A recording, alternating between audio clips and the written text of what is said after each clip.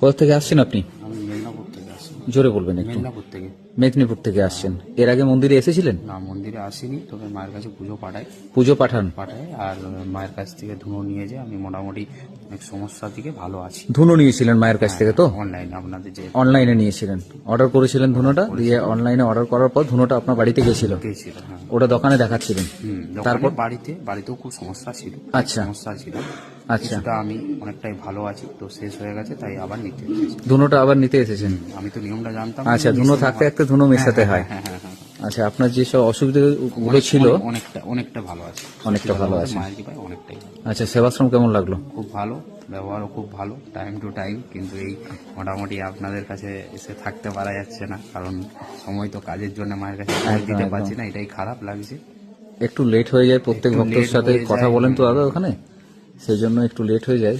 তো যাই হোক, না, মায়ের কাছে এলে দেরি হবে। একদম একদম ঠিক, একদম।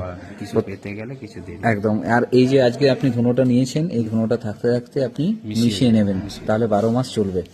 প্রথম 11 দিন দুবেলা, 11 দিন পর থেকে একবেলা ধুনোর নিয়ম, ওটাই করছিলেন? ওটাই করছি। আচ্ছা, মানে আপনি ধুনো মেশাননি তখন? না না না। আচ্ছা, সেই জন্যই শেষ হয়ে গেছে। ঠিক আছে, খুব ভালো থাকুন। মেদিনীপুর থেকে আসছেন তো? ভালো থাকুন। ধন্যবাদ। ধন্যবাদ।